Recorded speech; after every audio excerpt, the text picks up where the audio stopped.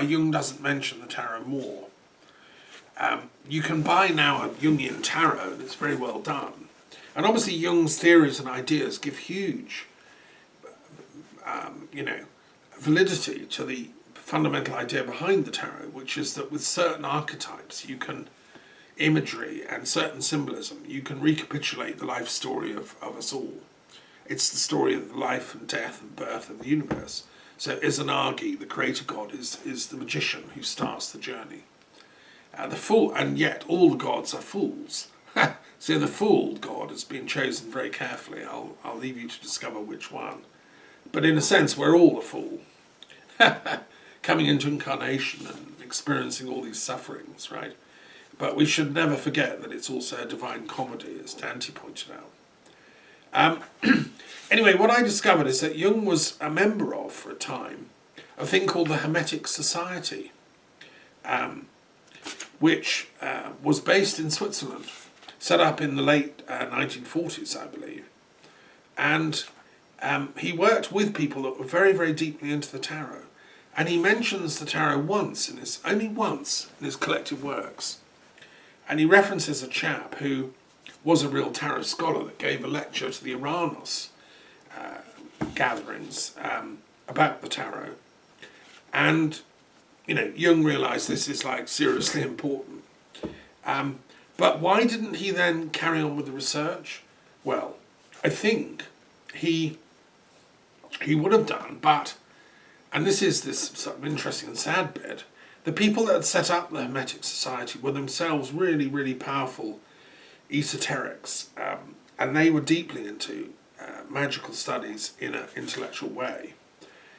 And they had to ask Jung to leave the Hermetic Society. He was kicked out, essentially, because his spirit, Philemon, was in a magical battle with the guide, or spirit guide, of the founder of the Hermetic Society.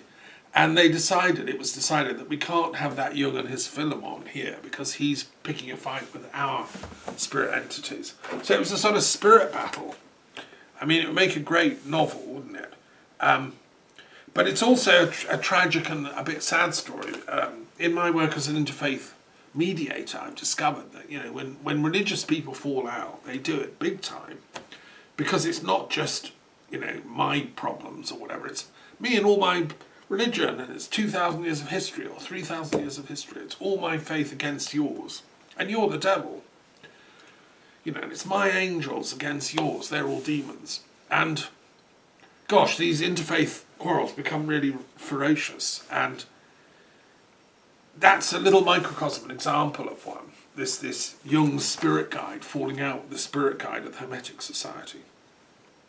Anyway, I think as a result of that, Jung decided to leave the tarot well alone.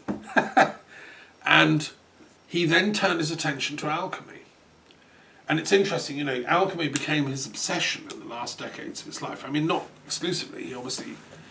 His real interest was the archetypes of the collective unconscious, which he felt were expressed in alchemical symbols, and they are. But they're also expressed in the tarot.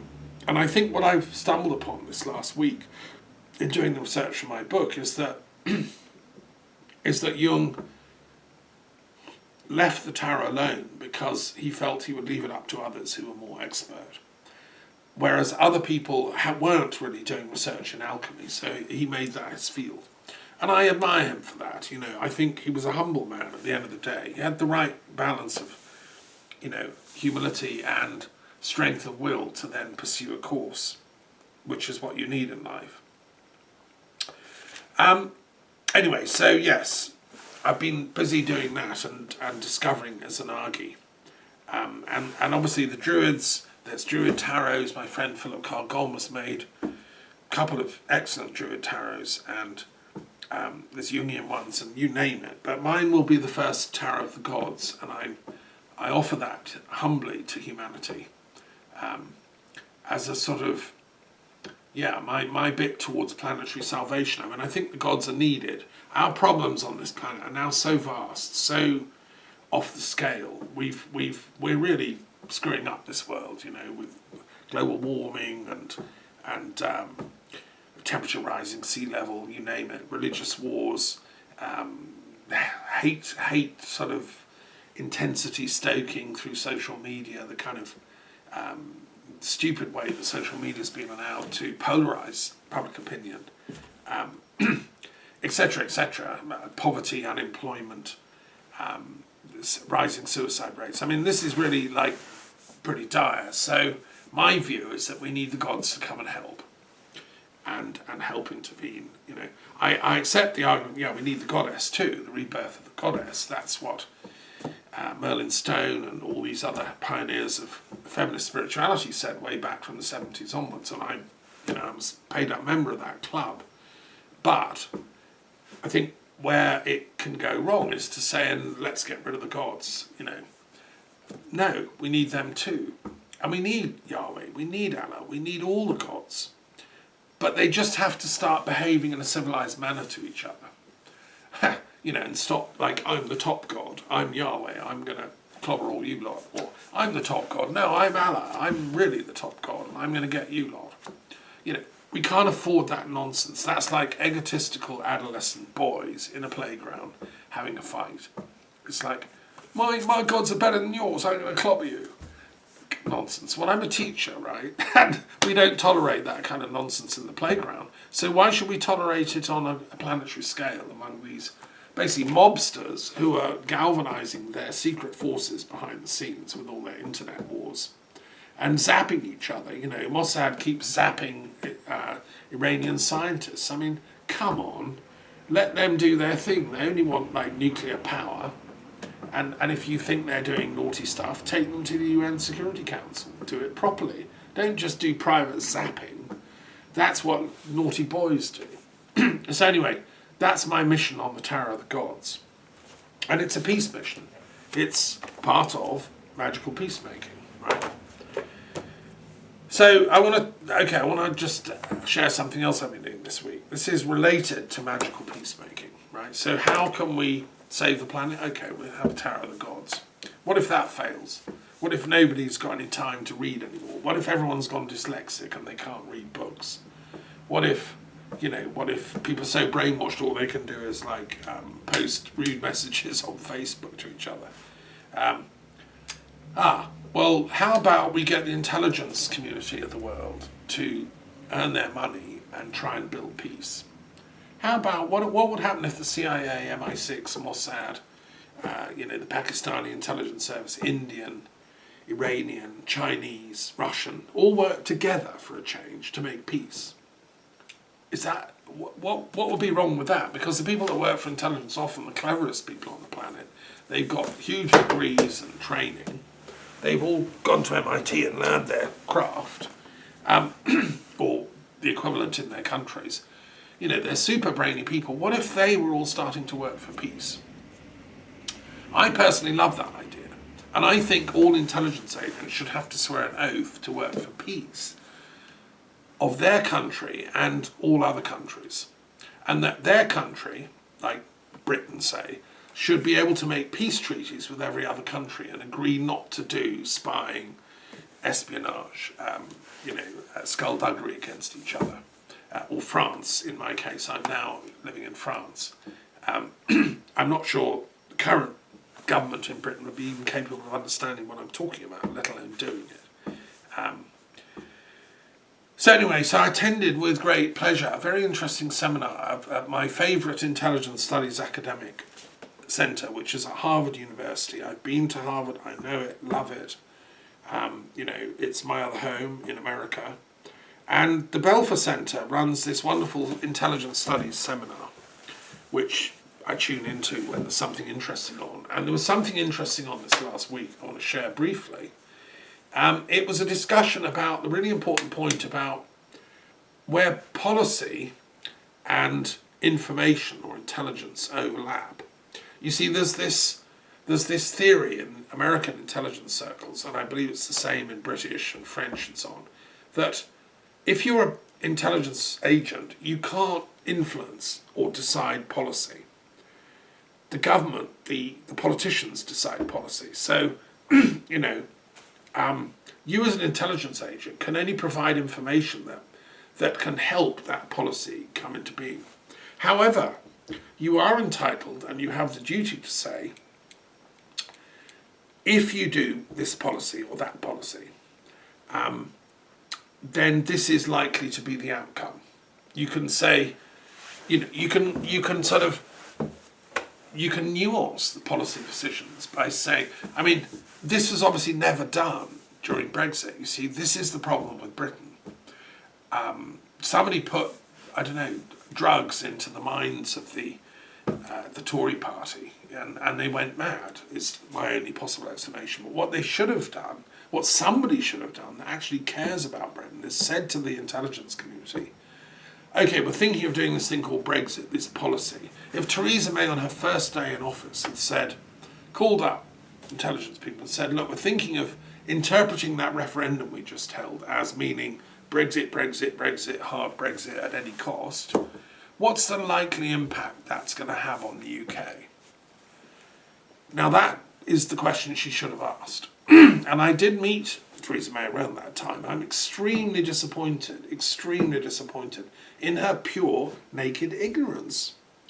She never asked the question, because what a proper intelligence agent would have said, I can't remember who was head of MI5 and MI6 at the time, what they would have said is, well, Miss May, we can't obviously influence, we can't sort of like change your mind about policy, but what we can do is tell you that if you interpret that referendum result as meaning hard Brexit, absolute Brexit, total Brexit, we're leaving whatever happens, probably you're going to self-destroy the UK.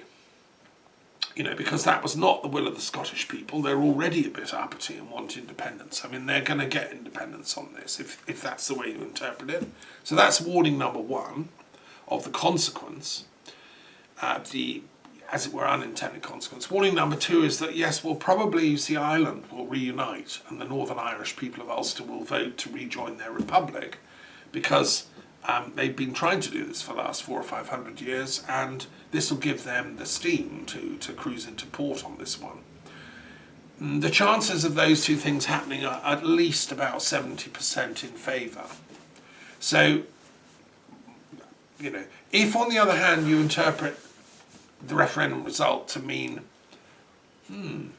some people, a very tiny minority over the top of the equipoise vote want Brexit. So let's have a serious conversation about this, and let's see if the people of Scotland and Ireland and everyone else are going to be happy about that. Or, how else might we, sort something out here, like a new, looser relationship with the EU or something. Now that's what a proper intelligence agent would have said, like head of MI6 to Theresa May at the time. There was a breakdown. She never asked the question. They never said it. And I think that at this point, during the run-up to the referendum, I think British intelligence had been penetrated by forces inimical to us and our proper interests as a nation. And, if you're interested in the details, you can read, my works on this subject. I've talked about this before. Anyway, that's not what's supposed to have happened. What it means is that British intelligence are not very intelligent. Okay, surprise, surprise. So now we've got Boris Johnson, Dominic Cummings. These people are not very intelligent. They're, they're ignoranti. And Brexit is a policy dreamed up by ignorant people, thinking it's to their own personal selfish interest. But that's not what statesmen are supposed to do. It's not what intelligence agents are supposed to do. They're supposed to work for the good of the whole. Anyway, so on this seminar, the Belfer Centre, there was no one, I don't know if I was the only guy from Britain or Europe listening, but I wasn't a speaker, I was just listening. The speaker was a woman called Beth Sanner. And because it's an academic event, I'm not breaking any confidences by sharing this. Beth Sanner is herself a long-serving CIA operative, and she was the woman tasked with taking in the daily presidential briefing to President Trump when he was there. You can see the scene, can't you? Beth Sanner sits down. Hello, greetings, Mr. President. I've got today's daily briefing. Have you had a chance to read it yet? chomp chomp, eating cereal or whatever. And then they would discuss it. They would have, I don't know, 20 minutes, half an hour to say, well, the key thing is that we think blah, blah, blah. Well, that's quite an exciting job. And of course, to do it with Trump must have been an absolute, probably a nightmare, to be honest. Because you never quite knew what he was going to do next. But, and she didn't give away any secrets. We didn't really learn, any tantrums in the Oval Office and so on. And she was very diplomatic in what she said. But the conversation, the discussion later, revolved around this question of, if Trump had announced, well, I'm going to bloody well nuke North Korea because I'm sick of them. They're not playing ball. And yeah, I'm absolutely gonna, do whatever, some crazy thing. At what point would Beth Sanner have had the right to jump up from her chair and say, no, you can't do that, that's totally wrong. No, that's immoral, that's illegal. Well, no, she doesn't have the right, apparently, to say that. What she can say is, look, if you do that nuking North Korea thing, all we can say as the intelligence community is that, you're likely to end up with a nuclear war with China, and half of America will go down, and Russia will probably join in on China's side. So you want to think carefully about this, Mr. President. So I think, and whether those kind of conversations took place or not, we didn't learn, but, and obviously she herself personally wasn't the one to do those conversations alone. She was just the spokesperson for the presidential briefing that goes into the office. Other people are also, just arm's length away to back up any concerns. And I believe there were concerns at Trump because he was such a maverick. And there is some evidence that he himself represented a penetration of American intelligence by Russia, it appears. And, Craig Unger has written this book, Compromat, which I've read and digested, and it seems that Trump was a long-term asset of the Russian state, which is most disturbing, and yet not to be surprised at, because the thing is, the Russian state's been taken over by plutocrats in the circle around Putin, rich oligarchs that don't really...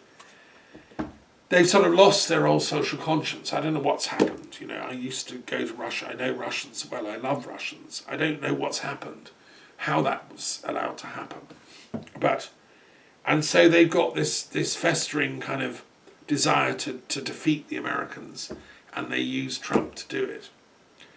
Well, I hope it's not true, but it does appear from Compromat to be true, in which case my proposal, and I put this in chat to the Belfer seminar, I said, hello guys, it's me. I think they used to be now, Dr. Daffern. I set up a thing called the Peace Policy Research Centre, which I did at the Castle in Scotland. You see, I think it's the neglected Cinderella of all contemporary geopolitical academia. I've been around the block, I've organised meetings in Parliament, I've met people that are in high places. I said I've met Theresa May and many others, John Major, and I was in Westminster Abbey the day just after John Smith died, and the whole British political elite were there, everyone shaking hands. Tony Blair had just been made leader of the Labour Party. So I've seen how the system operates, and what I'm distressed at is the fact that we have great think tanks for foreign policy. We have great think tanks for, well, even the very name foreign policy is silly, but that's what we've got. It's called foreign policy. We've got great think tanks for security policy, things like the Institute for Strategic Studies in London. We have things for military policy, like King's War Studies Department. We have, social policy, think tanks at the LSE and you name it. What we don't have is any peace policy thinking. I mean, there is nowhere on the planet doing peace policy thinking. So no wonder we have a shortage of peace. When wars break out in countries, civil wars, we don't know what to do. We try bombing one side, that doesn't help because, it kills off those guys, and then those guys take over and persecute those guys. Sierra Leone is a case in point, although Tony Blair's intervention does seem to have worked. In Sierra Leone, they actually love Tony Blair. Can you imagine this? And they have an Institute of Peace in Freetown, their capital. And they have on the walls, Tony Blair saved the nation, because he did intervene militarily in a helpful way that solved the conflict. Don't mention Iraq. That intervention didn't work. And here again, why didn't Blair have the conversation with his intelligence chiefs, properly? What's really going to happen if we invade Iraq, Or was British intelligence so penetrated by American discuss that he couldn't have an honest conversation with anyone because they wouldn't have told him the truth, and nobody was telling the truth, Beth Sanner spoke about truth. It was very interesting. The conversation took a more metaphysical, kind of route, because the subtitle of the thing was Talking Truth to Power. But Beth didn't really like the concept of truth, because she squirmed at that one. She said, actually, we in the intelligence community don't do truth. What we do is assessments. We don't know the truth. We don't know the truth about, what will happen if we invade Iraq. We can assess that probably it might not go well, or it might go really well. And we're going to weigh up 60-40. We're going to present the president of the day with, these are the equations, the probabilities. It's your call, Mr. President. Now that to me shirks this tough question about truth, because, and I put in the chat, I mentioned to people, look, hey, remember me, it's me again. I've called for a truth clause to be sworn by all politicians in Parliament and in Congress and in every other democratic assembly around the world. I don't think politicians should be allowed to lie. Period. Full stop. And then, of course, people say, well, what do you mean by truth? Who's going to judge if a politician's lying?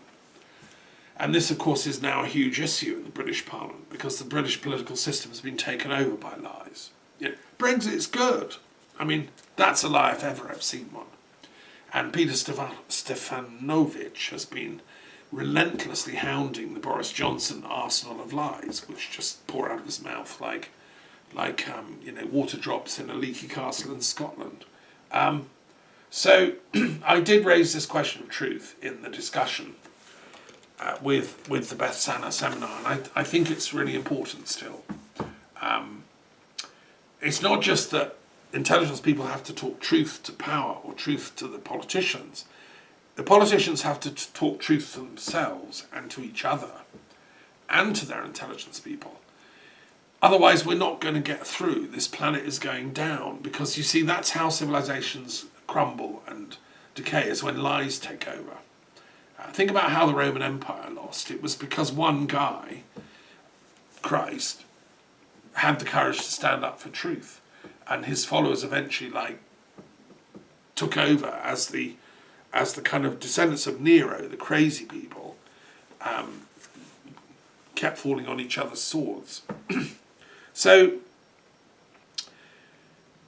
okay, I want to move on and mention, it's not unrelated, a similar discussion that's been going on in Congress this last week. I've been watching about Francis Haugen's revelations about Facebook, dishonestly keeping from the public research that shows that it and Instagram are dangerous, particularly to young teenagers and youngsters who get addicted, and it gives them all kinds of body image issues, and they all want to starve and be anorexic so they can look pretty and sexy like their supermodels.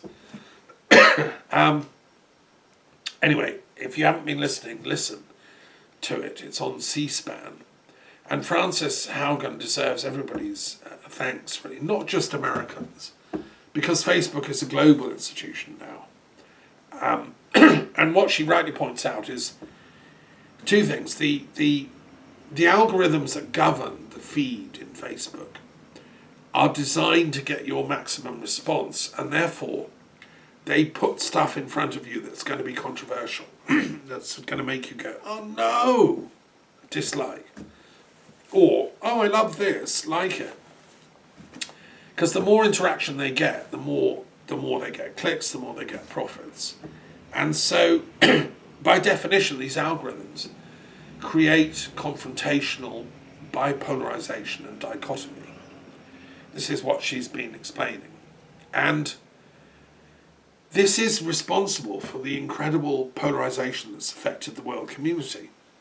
I think Brexit was the first example of that. The Brexit referendum, which was so divisive, was fought with Facebook. It was the first huge democratic decision to be taken.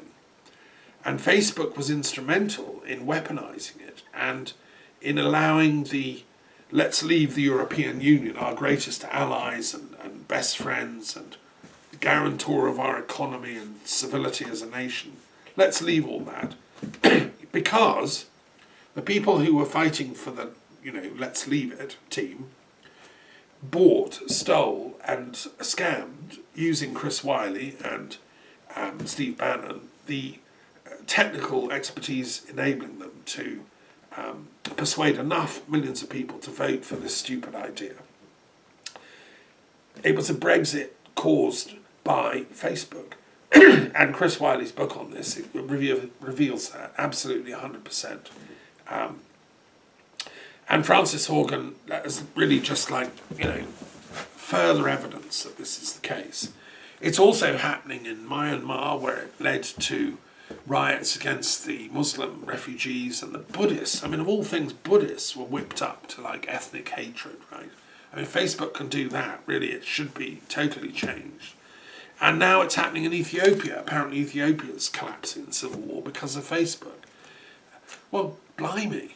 Time to blow the whistle, Frances, and thank God she's beautiful. I love her. She should be appointed CEO of Facebook, and Zuckerberg should retire. Put him on a desert island with his minions. He can build sandcastles and he won't cause any trouble. He can go off with Richard Branson. He needs to retire, and Frances should be made CEO of Facebook to totally clean up the act. And what she wants, and I support her, I mean, I love Facebook, I use it a lot, but like her, I want to have a role of selecting what I see. So I don't ever want to see a picture of Boris Johnson ever again in my life. So that, I can tick a box and say, don't show me that.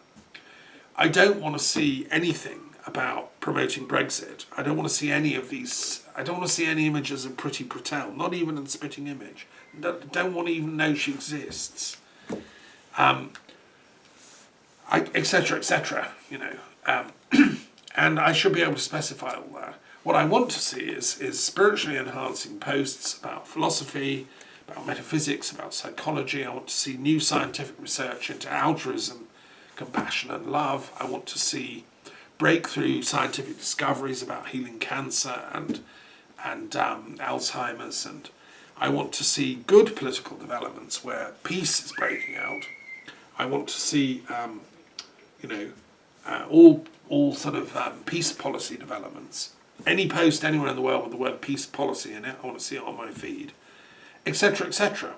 All disarmament conferences. I want to see green ecological developments. I want to see peace treaties, etc., etc. Now, I should be able to specify all that, right? And that's what I would see, because that's enough to keep me happy. And what Frances rightly says is that if sort of hate stuff was not allowed on Facebook, then it would actually be for its own interest, because it would become a much more responsible corporation, and we're more likely to use it. Good people will use it. I know lots of good people that say Facebook, I can't be dealing with it. It's trash. Anyway, bless her, Frances Haugen for CEO of Facebook. Let's hope there is a God. Okay, the next point I want to make is I also attended a lecture by Christopher Bache, B-A-C-H-E, who's a transpersonal thinker. He spoke to the Scientific and Medical Network, and I've always respected his work. He's the author of Dark Night, Early Dawn, and other classics of transpersonal thought. And he turned out to be a wonderful lecturer in religious studies. And he talked about how learning, how education is not about individual enlightenment, knowledge accumulation. It's about creating an energy field of knowledge sharing, which is why I bother with these lectures. What I'm doing here, hopefully, is sharing stuff I'm learning, which may be of interest to other people, that can augment our mutual co-learning fields.